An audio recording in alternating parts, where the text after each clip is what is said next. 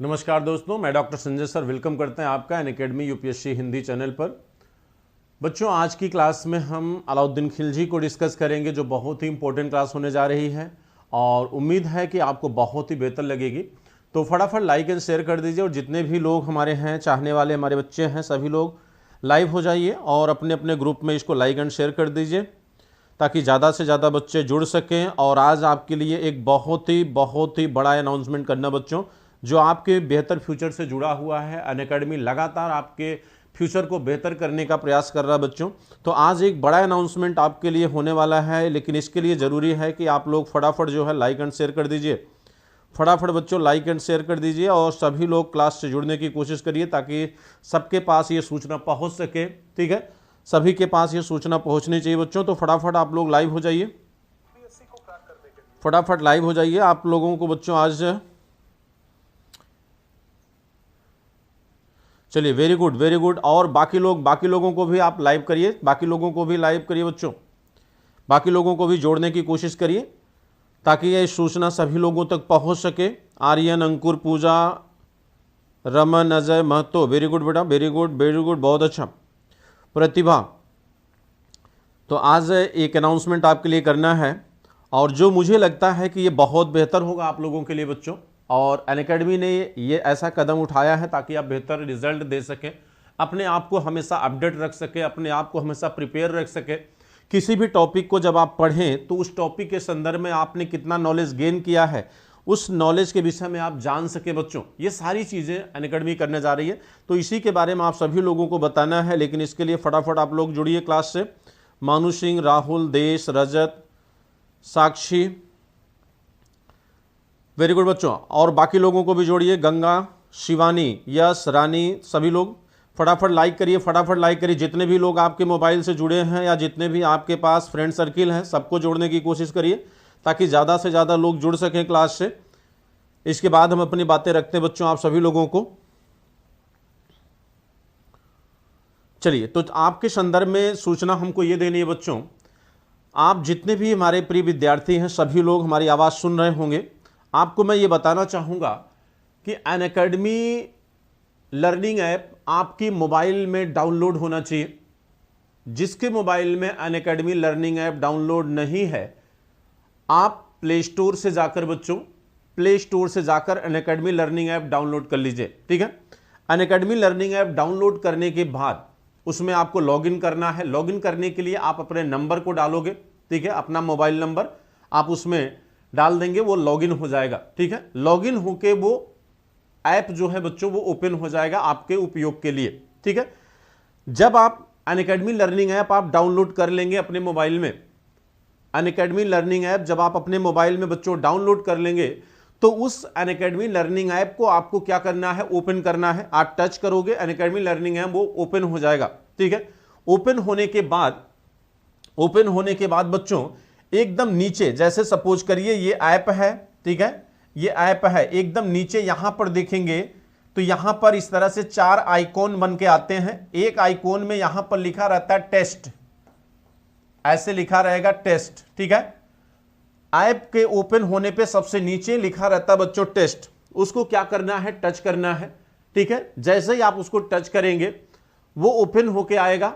फिर आपको 2 ऑप्शन दिखेगा, एक तरफ होस्ट का, एक तरफ ज्वाइन का ऑप्शन दिखेगा। तो स्टूडेंटों को क्या करना, ज्वाइन कर लेना बच्चों। स्टूडेंट को क्या करना है, उसको ज्वाइन करना है। ये क्विज है, ये टेस्ट शेड्यूल लॉन्च किया गया अनअकैडमी की तरफ से। विद इन सेकंड में आपको अपने आंसर देने हैं।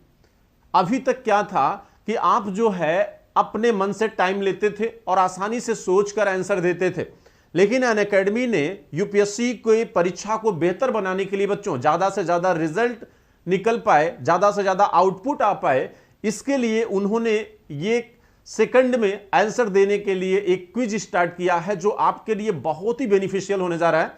क्योंकि आपको पता है कि यूपीएससी 100 क्वेश्चन लेती है 2 घंटे में। अब 2 घंटे में आपको यानी 120 मिनट में आपको 100 क्वेश्चन करने होते हैं, 100 क्वेश्चन करने हैं। तो जो टाइम पीरियड एक क्वेश्चन के ऊपर होना चाहिए वही चीज अनअकैडमी करने जा रही है। यानी आपको एक लिमिट में, एक टाइम लिमिट में आपको आंसर क्या करना है, जैसे ही आप ज्वाइन करेंगे ये ऐप ऐसे ओपन करोगे, आप टेस्ट को टच करोगे तो यहां पर आप देखेंगे ऐसे दो कॉलम ऐसे ओपन होके आएगा, यहां पर ज्वाइन लिखा होगा और यहां पर होस्ट करके लिखा होगा। बच्चों ये हमारे लिए होता है, यहां से हम होस्ट करेंगे यानी ऑर्गेनाइज करेंगे टेस्ट शेड्यूल को और बच्चों को यहां से ज्वाइन करना। ज्वाइन को आप जैसे लिंक करोगे आपको कोड उसमें डालना होगा। वो कोड मैं आपको बता रहा हूं बच्चों, सभी बच्चे नोट कर लें उस कोड को, सभी बच्चे उस कोड को नोट कर लें। जितने भी बच्चे हमारी आवाज सुन रहे हैं सभी लोग उस कोड को नोट करने की कोशिश करें कि वो कोड क्या है जो आज हमने टेस्ट शेड्यूल लॉन्च किया है। आज आपका पहला टेस्ट शेड्यूल होगा जो 9:30 पे होगा बच्चों। टाइमिंग क्या है? 9:30, ठीक है, 9:30 बजे 9:30 PM।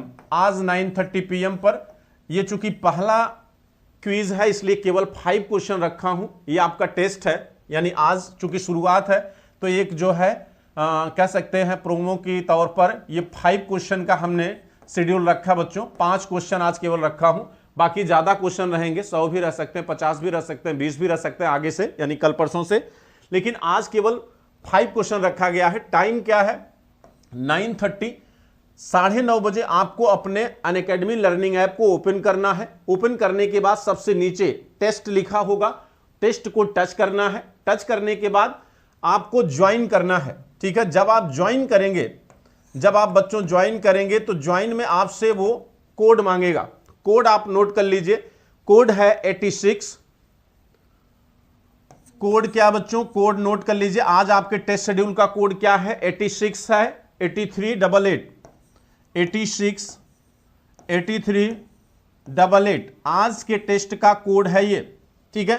तो आज हम सिर्फ आपकी क्या करेंगे, चेक करेंगे, देखेंगे हर बच्चा वहां तक पहुंच पा रहा है कि नहीं पहुंच पा रहा है। तो आज आप केवल कोशिश करिए कि सभी लोग इसको ज्वाइन करिए, ज्यादा से ज्यादा लोग। और ये एक बात आपको ध्यान रखना है कि ना केवल आप बल्कि आपके जितने भी फ्रेंड सर्किल में लोग हैं सभी को ये मौका मिलना चाहिए, ठीक है। और आपका ये आपकी रिस्पॉन्सिबिलिटी है बच्चों, नहीं ये सभी के लिए होगा बच्चों। सारे सब्जेक्टों का टेस्ट होना शुरू हो जाएगा। अब आपको बेहतर तैयार करने में आसानी होगी, बेहतर तरीके से आप तैयार हो सकते हैं। ये कोड आपको नोट करना है, सभी बच्चे ये कोड नोट करें।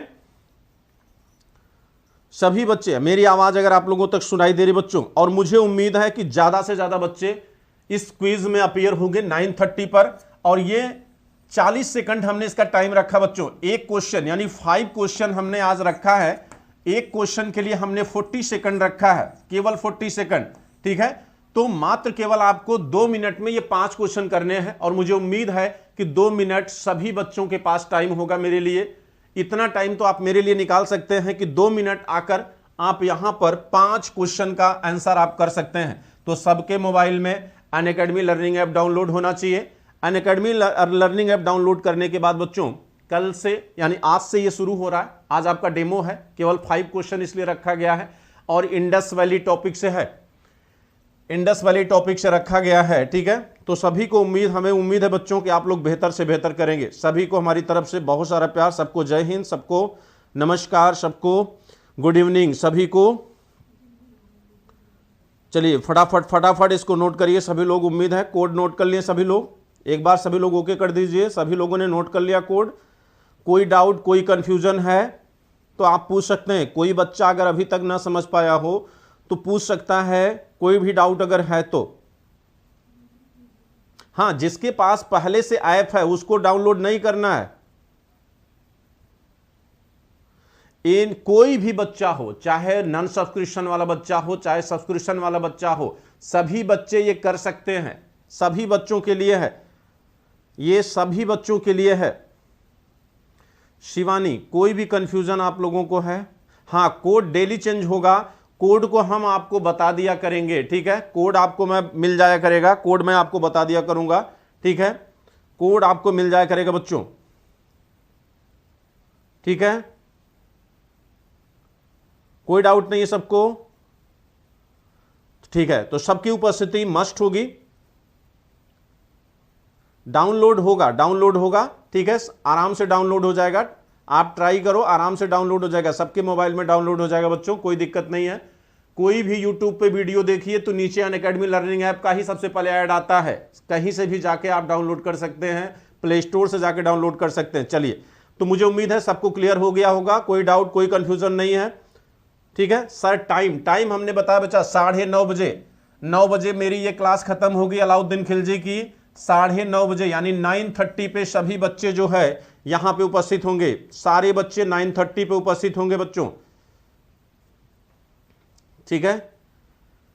अपने मोबाइल में ऐप पे जाना है, ठीक है। चलिए कंटिन्यू करें बच्चों, आगे चलते हैं, आइए देखते हैं। चलिए क्लास को कंटिन्यू करते हैं।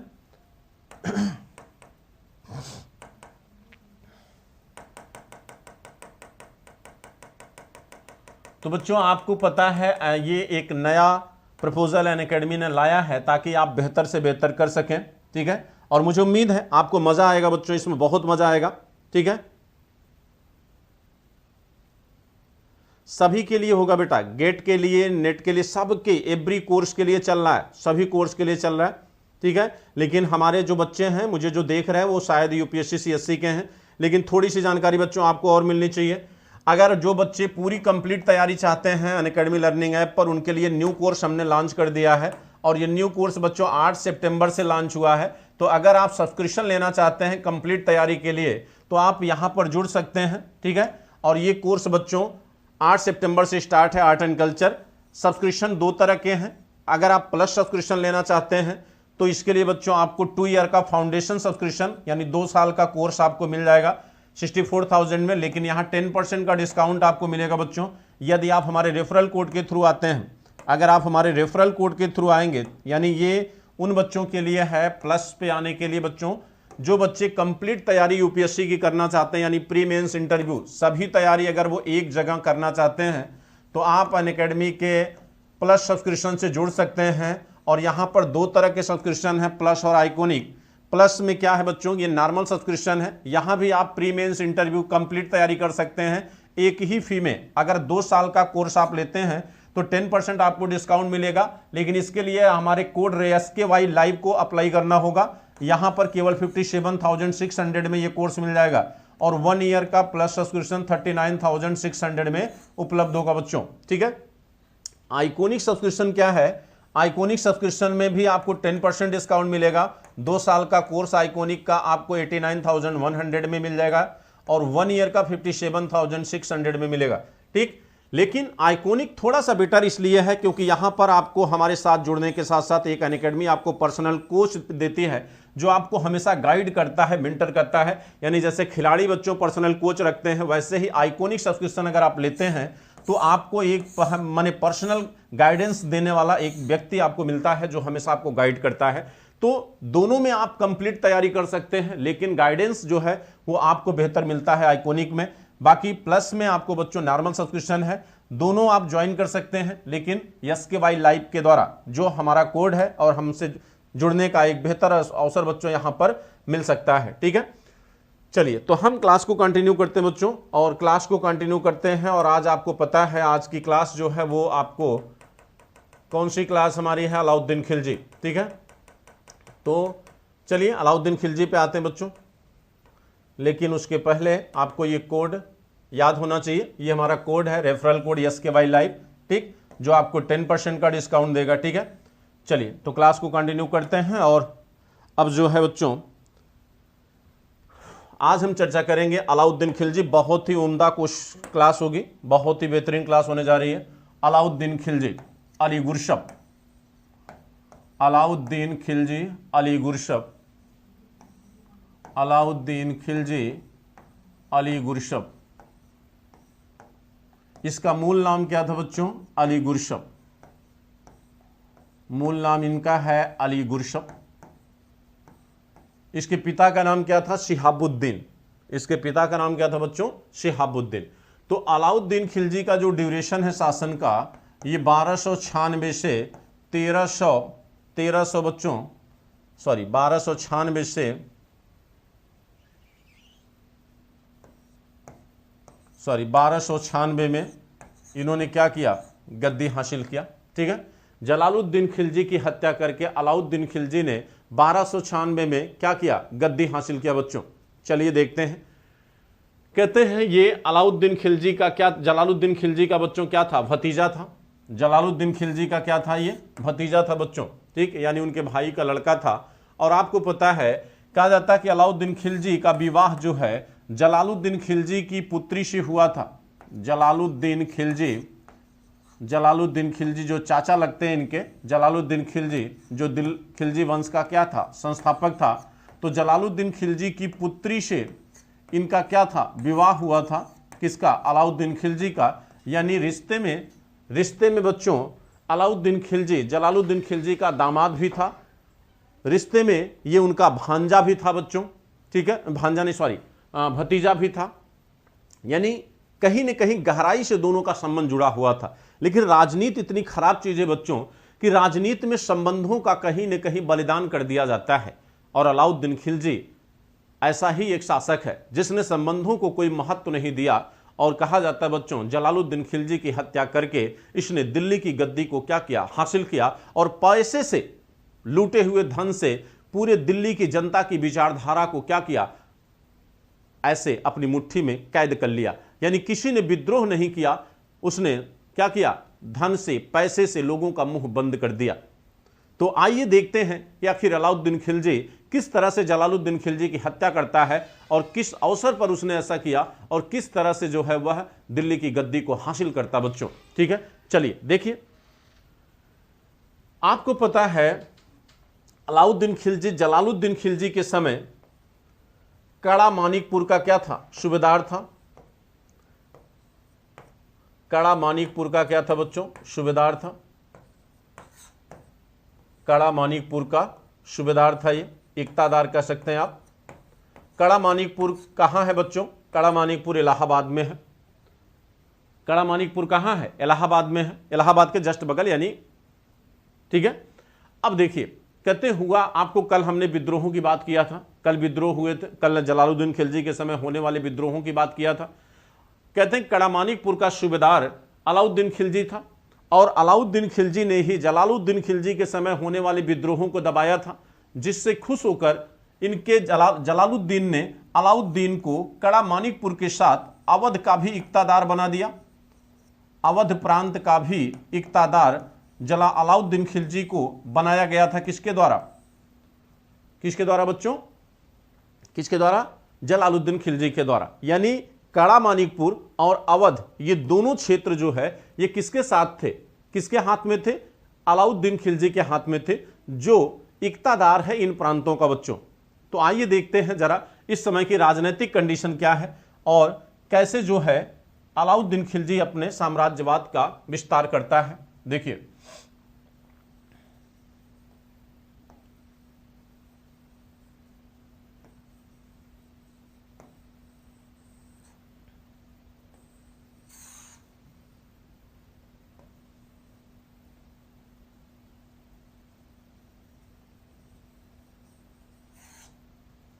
ठीक है। अब देखिए बच्चों, अलाउद्दीन खिलजी कहाँ है, यहां पर है, ये है अलाउद्दीन खिलजी, यहां का ये सूबेदार है।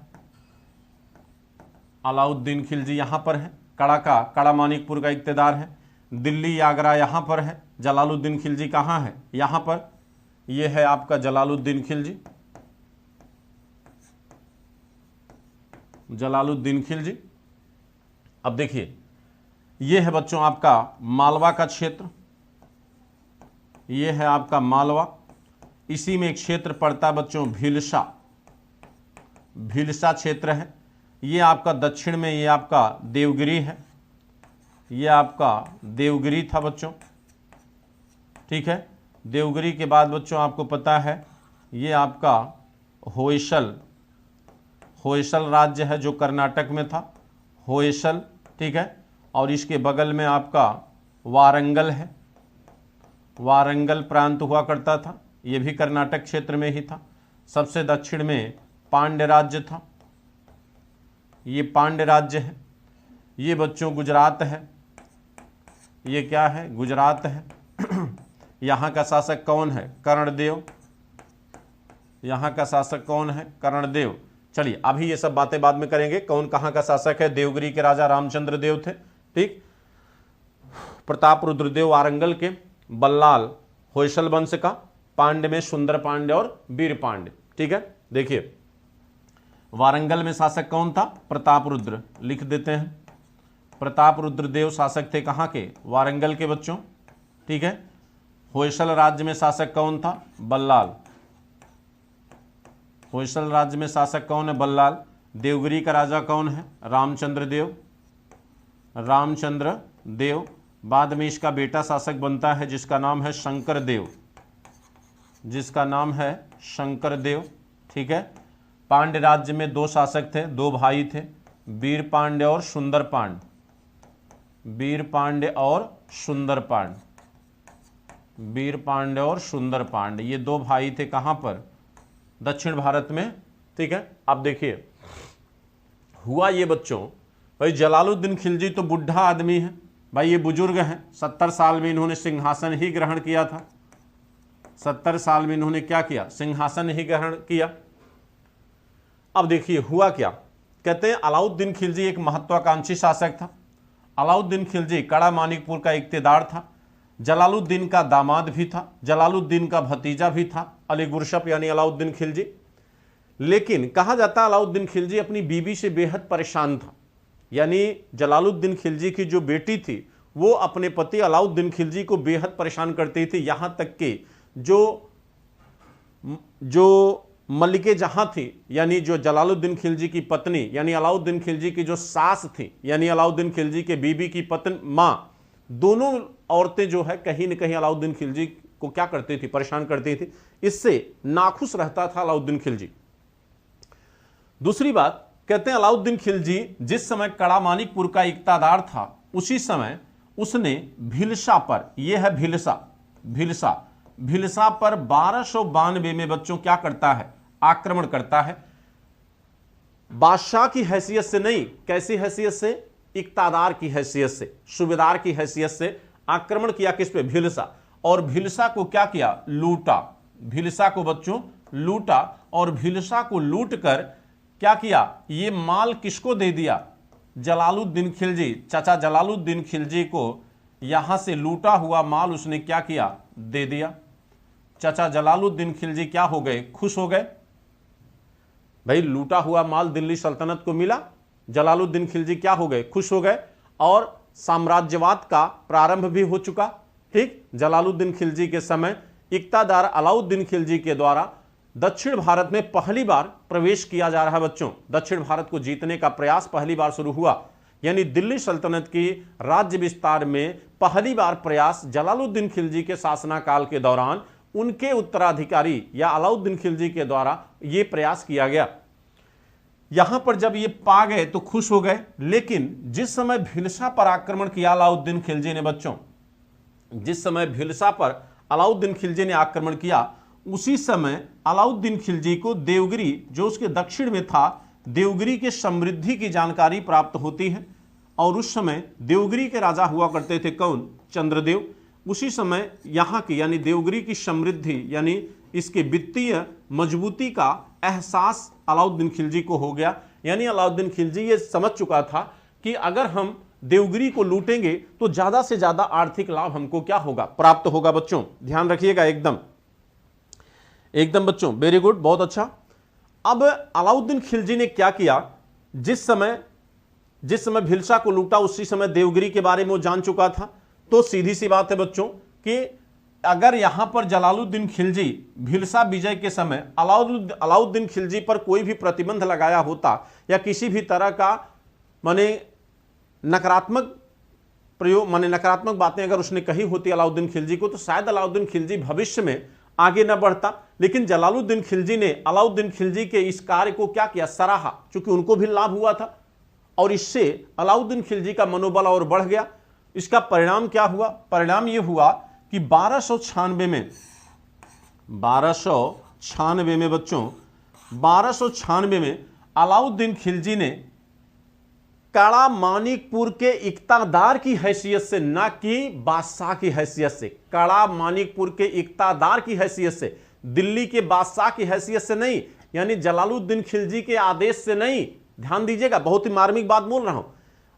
कड़ा मानिकपुर के इक्तादार की हैसियत से बिना जलालुद्दीन खिलजी को बताए, बिना उनको इंफॉर्मेशन दिए वो क्या करता है, 1296 में देवगिरी पर क्या किया, आक्रमण कर दिया। और यहां के राजा रामचंद्र देव को वो बुरी तरह क्या किया, लूटता है और इनको बंदी बना लेता है। बंदी बनाने के बाद राजा रामचंद्र देव को वह इस शर्त पर छोड़ देता है कि भाई आपको मैं मुक्त कर रहा हूं, लेकिन शर्त यह है कि आप अपने राज्य की एक जागीर जिसका नाम है एलिचपुर, जिसका नाम है एलिचपुर जागीर, इस जागीर का धन या रेवेन्यू आप लगातार हमको क्या करोगे, देते रहोगे। और इस बात पर रामचंद्र देव बच्चों क्या हो जाते हैं, तैयार हो जाते हैं कि भाई चलिए हमको मुक्त कर दिया आपने, हम जो है अपने राज्य की एक जागीर एलिचपुर की पूरी रेवेन्यू आपको हम क्या करेंगे, गिफ्ट करते रहेंगे। ठीक, यहां से मामला शांत हुआ। लेकिन कहा जाता है कि देवगिरी की लूट से एक बड़ा धन जो है अलाउद्दीन खिलजी को क्या हुआ, प्राप्त हुआ, जिसे वह लेकर कहां जाता है, कड़ा मानिकपुर। कहां आया, कड़ा मानिकपुर आया बच्चों। अब देखिए, कहते हैं उस धन को लेकर ये कहां आ गया, कड़ा मानिकपुर आ गया। उस धन को कहां लेकर आया, कड़ा मानिकपुर आया। अब कड़ा मानिकपुर आने के बाद अब अलाउद्दीन खिलजी की चाल देखिए बच्चों। अलाउद्दीन खिलजी ने क्या किया, अपने भाई को, इन्होंने अलाउद्दीन खिलजी ने अपने भाई को संदेश लेकर भेजा जलालुद्दीन खिलजी के पास। जबकि जलालुद्दीन खिलजी को देवगिरी जीतने की जानकारी ग्वालियर में ही हो चुकी थी। जिस समय जलालुद्दीन खिलजी ग्वालियर में था, उसी समय बच्चों अलाउद्दीन खिलजी के इस हरकत की जानकारी हो चुकी थी। किसको, जलालुद्दीन खिलजी को। बात समझ रहे नहीं। लेकिन अलाउद्दीन खिलजी की चाल देखिए, उसने इस विजय से लूटे हुए धन को देने के लिए, गिफ्ट करने के लिए जलालुद्दीन खिलजी को संदेश भेजा। किसके द्वारा, अपने भाई के द्वारा। लेकिन जब यह संदेश जलालुद्दीन खिलजी के पास पहुंचा तो जलालुद्दीन खिलजी का सलाहकार था अहमद चप। अहमद चप ने जलालुद्दीन खिलजी को सतर्क किया कि आप जो है कड़ा मानिकपुर मत जाइए। अलाउद्दीन खिलजी ने स्वयं जलालुद्दीन खिलजी को आमंत्रित किया था कि आइए और लूटे हुए धन का उपहार हम आपको भेंट करना चाहते हैं, आप स्वयं आइए। और जब यह संदेश अलाउद्दीन खिलजी का भाई जलालुद्दीन के पास लेकर पहुंचा तो अहमद चप ने जलालुद्दीन खिलजी को सतर्क किया कि खतरा है, मत जाइए, बल्कि क्या करिए, आक्रमण करिए और जो लूटा हुआ धन अलाउद्दीन खिलजी लेकर आया है उसे क्या करिए, ले लीजिए, आक्रमण करके ले लीजिए। अलाउद्दीन खिलजी की नीयत सही नहीं है, लेकिन बुजुर्ग दिमाग समझ नहीं पाया, क्योंकि एक बार लाभ ले चुके थे। कैसे अविश्वास करते, कैसे अविश्वास करते। जलालुद्दीन खिलजी अहमद चप की बात को स्वीकार नहीं किया और बिना सेना के, बिना सैन्य बल के अपने अंगरक्षकों के साथ जो है ये पहुंच गए कहां, अलाउद्दीन खिलजी से मिलने बच्चों, कड़ा मानिकपुर। और यमुना नदी, जिस समय यमुना नदी के तट पर जब आए तो जो सेना इनके पास, इनके साथ आई भी थी, वो सेना इसी के पार रह गई और कुछ अंगरक्षकों के साथ बच्चों ये नदी को पार करते हैं और अलाउद्दीन खिलजी के पास ये क्या करते हैं, पहुंचते हैं। कौन, जलालुद्दीन खिलजी। अब देखिए, जलालुद्दीन खिलजी और अलाउद्दीन खिलजी की मुलाकात की चर्चा कौन करता है, जलालुद्दीन खिलजी और अलाउद्दीन खिलजी, जलालुद्दीन खिलजी और अलाउद्दीन खिलजी, इन दोनों के विषय में, इन दोनों के विषय में इनके मुलाकात की चर्चा कौन करता है, इनकी मुलाकात की चर्चा कौन करता बच्चों, इनकी मुलाकात की चर्चा करता है कौन, बर्नी। कौन करता है, बर्नी करता है। ठीक है, कौन करता है, बर्नी करता है। अब देखिए, बर्नी की किताब का नाम है तारीख फिरोज शाही। तारीख फिरोज शाही।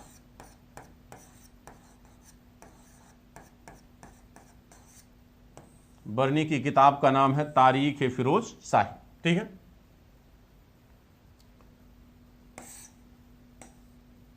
तारीख फिरोज शाही बर्नी की किताब का नाम है। अब देखिए, इस किताब में बर्नी क्या कहता है, जरा सुनिए। कहते हैं अलाउद्दीन खिलजी खड़ा है सामने बच्चों, बरनी बताता है कि अलाउद्दीन खिलजी खड़ा है।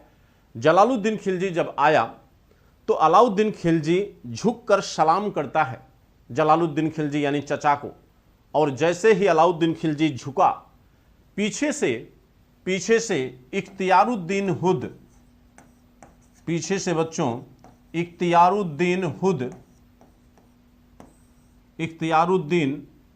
हुद बच्चों, इख्तियारुद्दीन हुद ने क्या किया, जैसे ही अलाउद्दीन खिलजी झुका, जलालुद्दीन खिलजी का सर जो है इख्तियारुद्दीन ने पीछे से क्या किया बच्चों, काट दिया। जलालुद्दीन खिलजी का सर कलम कर दिया किसने, इख्तियारुद्दीन हुद ने। और बरनी लिखता है अपनी किताब में बच्चों कि एक तरफ जलालुद्दीन खिलजी के गर्दन से खून सूखा भी नहीं था कि दूसरी तरफ कड़ामानिकपुर का इक्तादार अलाउद्दीन खिलजी सिंहासन ग्रहण कर रहा है, यानी उसके सर का मुकुट उठा के अपने सर पे रख लेता है कौन, अलाउद्दीन खिलजी। उसको कहते हैं सिरोपा धारण करना। बरनी कहता है कि एक तरफ जलालुद्दीन खिलजी के गर्दन से खून सूखा भी नहीं था कि दूसरी तरफ अलाउद्दीन खिलजी जो है सरोपा धारण कर रहा है। तो बच्चों रिश्तों और राजनीति में बड़ा फर्क होता है, वो आज भी है, वो तब भी था। रिश्ते का महत्व राजनीति में तब भी नहीं था, आज भी नहीं है। आज भी अगर किसी भी राजनेता को यह लगे कि मुझे अपने किसी रिश्तेदार का नुकसान करने से मुझे राजनीतिक लाभ हो सकता है तो वो करता है, ठीक है, वो करता है बच्चों। ये चीजें आपको यहां पर भी क्या होती हैं, दिखाई देती हैं। इस तरह अलाउद्दीन खिलजी जो है जलालुद्दीन की गद्दी को क्या करता, हासिल कर लेता है। लेकिन दुर्भाग्य देखिए बच्चों, जिस समय जलालुद्दीन खिलजी की मृत्यु हुई तो जलालुद्दीन खिलजी के दो बेटे थे बच्चों, जलालुद्दीन खिलजी के दो बेटे थे, रुकनुद्दीन इब्राहिम और अरकली खां। जलालुद्दीन खिलजी के दो पुत्र थे, इनकी दो संतानें थी। एक थी बच्चों रुकनुद्दीन इब्राहिम, रुकनुद्दीन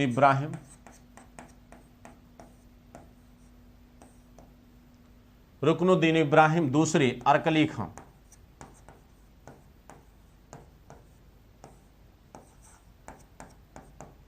रुकनुद्दीन इब्राहिम और अरकली खां। अब देखिए कहते हैं जैसे जलालुद्दीन की मृत्यु हुई, जलालुद्दीन की बीवी ने अपने दूसरे बेटे रुकनुद्दीन इब्राहिम को क्या किया, दिल्ली की गद्दी पर बैठा दिया। दिल्ली की गद्दी किसको दे दिया, रुकनुद्दीन इब्राहिम को दे दिया। अब अलाउद्दीन खिलजी के लिए यह दुश्मन बन गया। भाई जिस गद्दी को अलाउद्दीन खिलजी चाहता था उस गद्दी को ले लिया कौन, रुकनुद्दीन इब्राहिम। अरकली खां उस समय कहां था, मुल्तान में। अरकली खां कहां था, मुल्तान में। अब देखिए रिश्तों की मार जरा देखिए, ये भाई है किसका, रुकनुद्दीन इब्राहिम का, भाई है किसका, रुकनुद्दीन इब्राहिम का। लेकिन अरकली खां इस वजह से नाराज हो गया कि मां ने रुकनुद्दीन इब्राहिम को गद्दी दे दिया। ये भी नाराज हो गया किससे, इससे, ठीक है। इससे अलाउद्दीन खिलजी की समस्या थोड़ा सा आसान हो गई, बात समझ रहे, थोड़ा आसान हो गई। यानी अगर ये दोनों एक रहते तो अलाउद्दीन खिलजी के लिए थोड़ी समस्या हो सकती थी, लेकिन दोनों की आपसी दुश्मनी ने अलाउद्दीन खिलजी की समस्या को और क्या किया, आसान कर दिया। उस समय अलाउद्दीन खिलजी कहां है, कड़ामानिकपुर में है। जलालुद्दीन की गर्दन को काटकर देवगिरी से लूटे हुए धन को बच्चों वो क्या करता है, लुटाते हुए दिल्ली की तरफ कूच कर देता है कड़ामानिकपुर से। और बीच बीच में वह वहां से लूटे हुए धन को क्या किया, जनता के बीच लुटाता रहा। और जनता ने आसानी से दिल्ली की गद्दी का वारिस अलाउद्दीन खिलजी को क्या किया, स्वीकार कर लिया। भारतीय इतिहास को अगर आप उठा के देखिए तो सल्तनतें बदलती रहीं, बादशाहत बदलती रही, लेकिन भारतीय जनमानस पर कोई प्रभाव नहीं पड़ा। प्रभाव पड़ा अगर तो कब, जब राष्ट्रवाद उनकी विचारधारा में पैदा हुआ, तब उनको लगा कि नहीं हम अंग्रेजों के गुलाम हैं, अंग्रेज हमारे नहीं हैं, इन्हें बाहर करना चाहिए।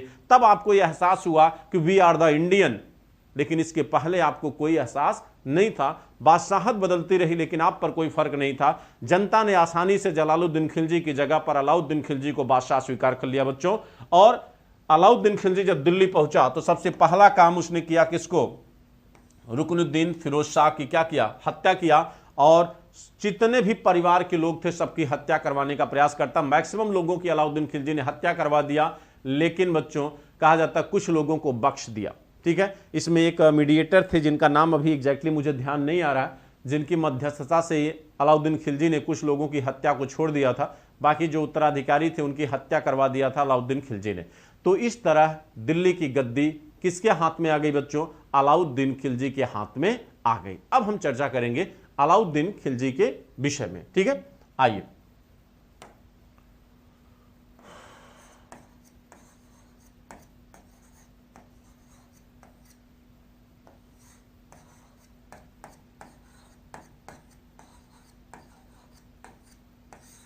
अलाउद्दीन खिलजी। तो अब बच्चों होंगे हम, कोई अभी तक कोई कंफ्यूजन, कोई डाउट? प्रियंका, सजल, बट ये सब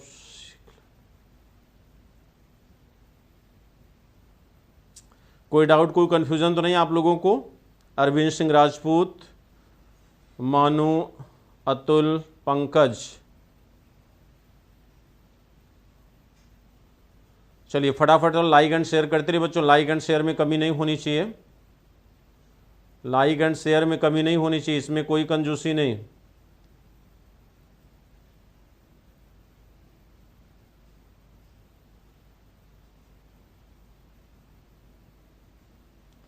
ठीक है, चलिए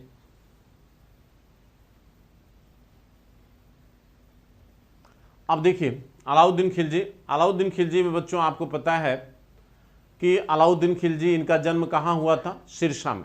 1266 में अलाउद्दीन खिलजी का जन्म 1266 में कहाँ हुआ? सिरसा में।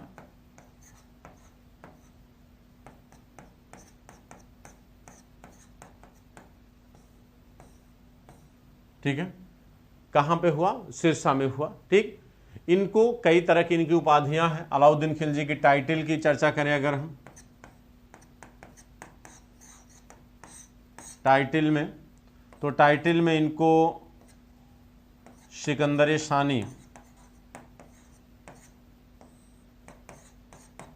सिकंदर सानी इनकी उपाधि है।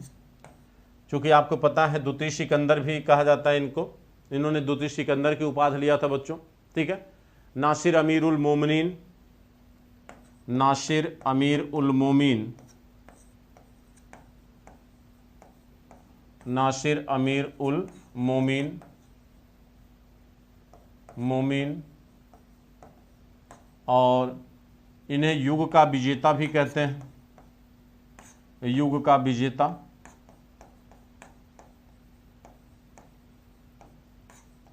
जनता का चरवाहा,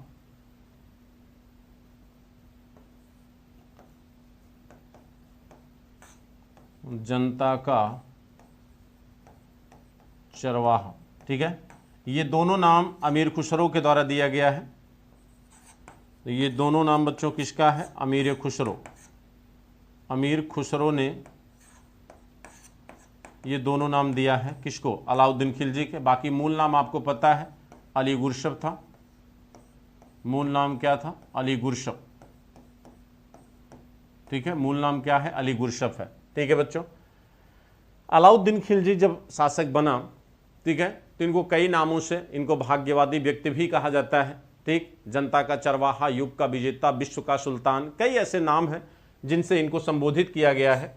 लेकिन अलाउद्दीन खिलजी की गद्दी पर बैठने का सबसे बड़ा जो तात्पर्य है वह इतिहासकारों के अनुसार अलग अलग रूप में व्यक्त किया गया है। ठीक है, अलाउद्दीन खिलजी जब गद्दी हासिल किया बच्चों, तो कहा जाता है आशीर्वादी लाल श्रीवास्तव, जो मध्यकालीन इतिहास के बहुत बड़े इतिहासकार माने जाते हैं, इन्होंने कहा अलाउद्दीन खिलजी के सिंहासनारोहण को आशीर्वादी लाल श्रीवास्तव ने कहा ये अलाउद्दीन खिलजी द्वारा पहला, माने अलाउद्दीन खिलजी पहला तुर्की सम्राट था। बुलजले हेग ने अलाउद्दीन खिलजी के संदर्भ में कहा कि दिल्ली सल्तनत का साम्राज्यवाद अलाउद्दीन खिलजी के द्वारा ही प्रारंभ हुआ। क्योंकि आपको पता है कि गुलाम वंश में जितने भी शासक हुए थे वह गोरी द्वारा जीते गए भूभाग को ही संरक्षित करने का प्रयास किए थे। इसीलिए बुलजले हेग जो है साफ साफ कहते हैं कि दिल्ली की गद्दी जब अलाउद्दीन खिलजी के हाथ में आई तो दिल्ली के साम्राज्यवाद का प्रारंभ यहीं से होता है। क्योंकि वास्तव में अलाउद्दीन खिलजी ही पहला दिल्ली सुल्तान था जिसने दिल्ली के राज्य क्षेत्र में विस्तार करने का प्रयास किया। तो बुलजले हेग की जो बात है बच्चों वो पूरी तरह से क्या है? सही है। इसके बाद मोहम्मद हबीब साहब क्या कहते हैं? मोहम्मद हबीब साहब कहते हैं कि अलाउद्दीन खिलजी ने ही दिल्ली सल्तनत में राजनीतिक इतिहास का प्रारंभ किया। राजनीतिक इतिहास का प्रारंभ किया, यह स्टेटमेंट है किसका? हबीब साहब का। इसके पीछे लॉजिक क्या है, तर्क क्या है? क्योंकि वास्तव में सत्य यही है कि राजनीतिक इतिहास की शुरुआत तो अलाउद्दीन खिलजी ने ही किया। अलग अलग राज्यों की विजय किसने शुरू किया? अलाउद्दीन खिलजी ने किया। इसके पहले तो कोई राजा, चाहे वो बलबन हो, इल्तुतमिश हो, ऐबक हो, चाहे जो भी रहा, किसी ने बच्चों किसी भी राज्य क्षेत्र की विजय नहीं किया। तो ये बातें एकदम सत्य हैं। चाहे मोहम्मद हबीब साहब की स्टेटमेंट हो कि राजनीतिक इतिहास की शुरुआत अलाउद्दीन खिलजी करता है दिल्ली सल्तनत में, चाहे इस्मित साहब का इस्मित साहब ने भी एक बड़ी अच्छी बात कही है। इस्मित साहब ने अलाउद्दीन खिलजी के शासन को लज्जापूर्ण बताया है। क्यों बताया है? लज्जापूर्ण जो है वह शक्ति के आधार पर चूंकि अलाउद्दीन खिलजी ने शासन किया था, टीट पाट टैट वाला शासन उसने लागू किया था, इसलिए इतिहासकार स्मिथ जो है अलाउद्दीन खिलजी के शासन को लज्जापूर्ण शासन बताता है। क्योंकि वास्तव में अलाउद्दीन खिलजी ने ना धर्म को माध्यम बनाया, ना अमीर वर्ग का समर्थन लिया, ना ही इस्लामिक गुरुओं का यानी उलेमा का समर्थन लिया, बल्कि शक्ति के आधार पर उसने दिल्ली की गद्दी को संतुलित करने का प्रयास किया। वह पहला ऐसा दिल्ली का सुल्तान था बच्चों जिसने राजनीति और धर्म दोनों को क्या किया? अलग रखा। दोनों को बच्चों उसने क्या किया? अलग रखा। उसने पहली बार ऐसा प्रयास किया कि धर्म और राजनीति को क्या किया? अलग अलग कर दिया। लेकिन अगर आपसे कहा जाए कि क्या अलाउद्दीन खिलजी का जो राजनीतिक इतिहास है, जो उसकी राजनीतिक उपलब्धियां हैं, क्या उसकी अपनी स्वयं की हैं या उसके अन्य सरदारों का या जो चार खान थे उनका भी उसमें कुछ योगदान था? तो बच्चों जहां तक धर्म की बात है, कि दिल्ली सल्तनत का पहला ऐसा शासक था जिसने राजनीति को धर्म से क्या किया? अलग किया। अलाउद्दीन खिलजी ने पहली बार ऐसा शासक आया जिसने कहा कि नहीं, हम उलेमा के महत्व को स्वीकार नहीं करते, हम उलेमा के प्रभाव को स्वीकार नहीं करते, हम धर्म का हस्तक्षेप राजनीति में बर्दाश्त नहीं करेंगे। अलाउद्दीन खिलजी स्वयं कहता है कि मैंने ना तो कभी कुरान पढ़ी, ना कभी नमाज पढ़ी, लेकिन हमने अनुभव की पाठशाला में बहुत कुछ सीखा है। वह निरक्षर था बच्चों, पढ़ा लिखा नहीं था, लेकिन ज्ञान का माध्यम सिर्फ किताबें नहीं होती, ज्ञान का माध्यम अनुभव भी होता है। और यह दर्शन भी कहता है। दर्शन में भी ज्ञान प्राप्ति के चार आधार बताए गए हैं: प्रत्यक्ष ज्ञान, अनुमान ज्ञान और शब्द ज्ञान और उपमेय ज्ञान। ये चार प्रमाण हैं ज्ञान प्राप्त करने के आपके दर्शन में भी। उसी में से एक ज्ञान की बात करता है कौन? अलाउद्दीन खिलजी। वो कहता है कि मैंने अनुभव की पाठशाला में बहुत कुछ सीखा है। भले ही मैं कुरान नहीं पढ़ा, भले ही मैं जो है मस्जिद नहीं गया हूं, भले मैं रोजा नहीं रखता हूं, लेकिन मैं भी एक सच्चा मुसलमान हूं। मैंने जो सीखा है वो अनुभव की पाठशाला में सीखा है। तो अनपढ़ अलाउद्दीन खिलजी भी था बच्चों, और अनपढ़ जो है अकबर भी था। तो शिक्षा का सिर्फ होना यानी ज्ञान का माध्यम सिर्फ किताबें नहीं हो सकती, ज्ञान का माध्यम अनुभव भी हो सकता है। और अनुभव के द्वारा बेहतरीन इतिहास का निर्माण करने वाले अगर योद्धाओं की बात की जाए तो उसमें अलाउद्दीन खिलजी और अकबर का नाम बच्चों सबसे ऊपर आता है। हालांकि अकबर की तुलना हम अलाउद्दीन खिलजी से नहीं कर सकते, लेकिन एक राजनीतिक उपलब्धि के तौर पर अगर देखा जाए तो कहीं न कहीं बच्चों अलाउद्दीन खिलजी का योगदान कम नहीं है। तो आइए जरा हम देखते हैं अलाउद्दीन खिलजी ने अपने राजनीतिक इतिहास का निर्माण और राजनीतिक इतिहास का उल्लेख वो किस तरह से करता है और अपने जीवन में राजनीतिक उपलब्धियों को किस तरह से अर्जित करता है। तो अलाउद्दीन खिलजी के राजनीतिक इतिहास में सबसे बड़ा योगदान बच्चों उनके चार सरदारों का भी था, लेकिन सबसे बड़ा योगदान नेतृत्व का होता है अलाउद्दीन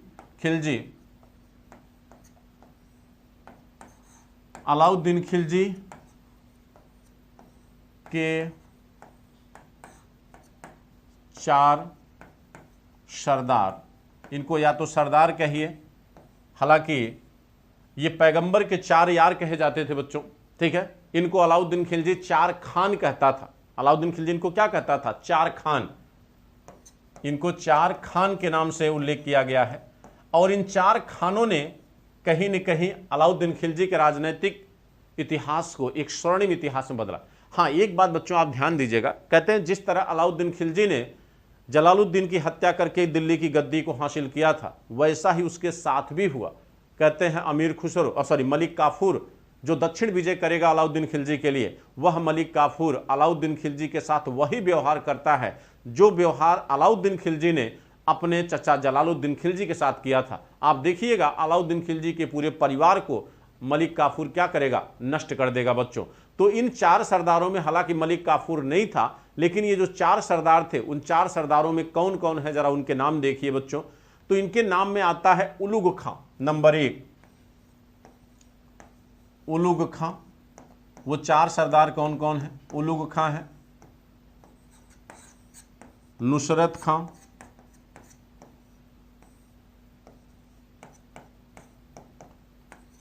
जफर खां,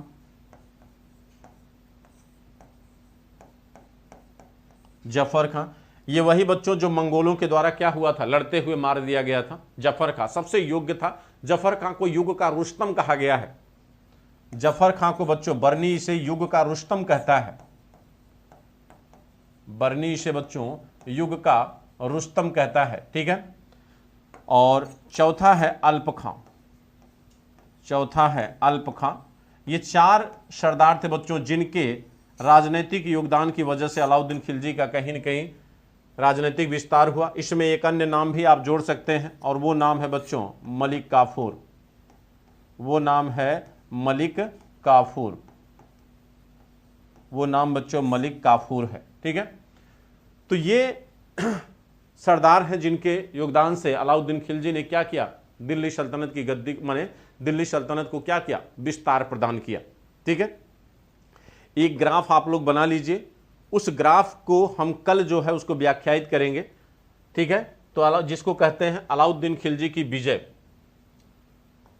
अलाउद्दीन खिलजी का विजय,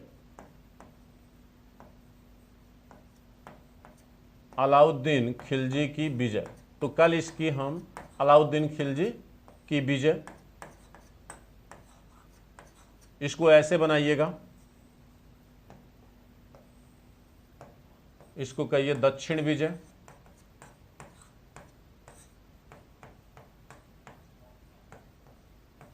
और उत्तर भारत की विजय,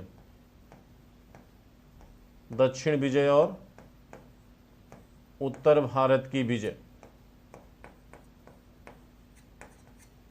ठीक। ऐसे बनाइए ग्राफ, ऐसे बनाइए बच्चों, दक्षिण भारत की विजय और उत्तर भारत की विजय, ठीक है। चलिए, तो इसमें सबसे पहली विजय कौन सी है, गुजरात, गुजरात विजय 1298। अभी इसका डिटेल नहीं करेंगे, इसका डिटेल बच्चों आपको कल करेंगे, ठीक है। अभी आप पहले ग्राफ बनाइए, ग्राफ बनाने से क्या होगा, थोड़ा सा याद करना आपको आसान हो जाएगा, ठीक है। इसके बाद रणथंभौर विजय, रणथंभौर, रणथंभौर विजय 1301, चित्तौड़ विजय, चित्तौड़ विजय 1303, मालवा विजय, मालवा विजय दिख रहा बच्चों 1305, ठीक है। ऐसे ग्राफ आराम से बनाइए फटाफट, ठीक है। सिवान विजय और जालौर विजय, 2 विजय इसमें और शामिल करिएगा, सिवान विजय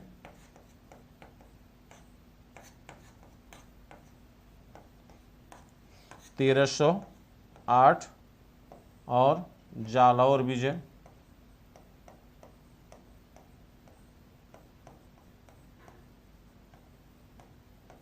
1311। तो ये उत्तर भारत में की गई उसकी विजय है बच्चों।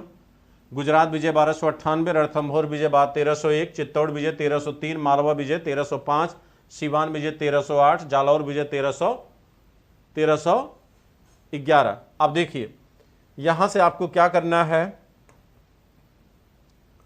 आपको अब दक्षिण विजय की तरफ जाना है।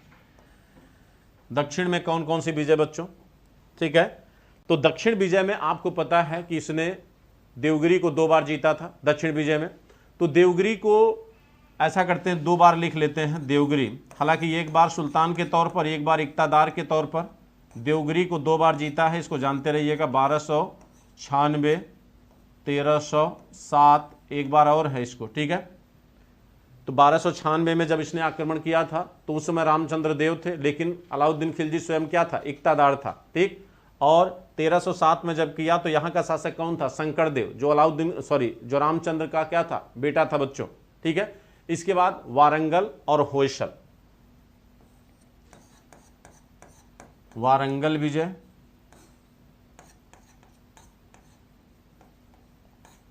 तेरह सौ 9, होयसल विजय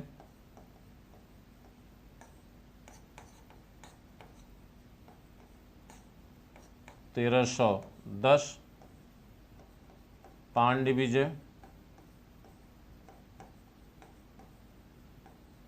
1311, ठीक है। ये आपके दक्षिण के राज्यों की विजय है बच्चों, ठीक है, ये दक्षिण के राज्यों की विजय है। तो ये आप ग्राफ क्या करेंगे, बना लेंगे, ठीक है, ग्राफ सभी लोग बना लीजिए फटाफट, ठीक। और इसमें से कल का जो हमारा टॉपिक होगा इसमें बच्चों, वो टॉपिक होगा अलाउद्दीन खिलजी का साम्राज्य विस्तार, ठीक है। और ये सबके जबान पर होना चाहिए, सबके जबान पर होना चाहिए। प्रियंका, अनुराधा, सभी लोग हमारी आवाज सुन रहे हैं बच्चों, सबकी जबान पर होना चाहिए। और जैसा कि हमने बताया आपको, अभी आप 9:30 पर यानी 9:30 बजे, आधे घंटे बाद बच्चों आपके इस मोबाइल में अनअकैडमी लर्निंग ऐप होना चाहिए। अभी हमने आपको सूचित किया था, ठीक है, अनअकैडमी लर्निंग ऐप सबके मोबाइल में होना चाहिए, क्योंकि आज अनअकैडमी के द्वारा आपके लिए एक नया प्रपोजल लॉन्च हो रहा है बच्चों, जो आपके बेहतर फ्यूचर के लिए है। सभी को अपने नॉलेज का टेस्ट करना है क्विज के द्वारा, और हमने आपको शुरू में बता दिया है कि कैसे करना है। अनअकैडमी लर्निंग ऐप अपने मोबाइल में आपको डाउनलोड कर लेना है, सभी लोगों को अनअकैडमी लर्निंग ऐप अपने मोबाइल में डाउनलोड करना है।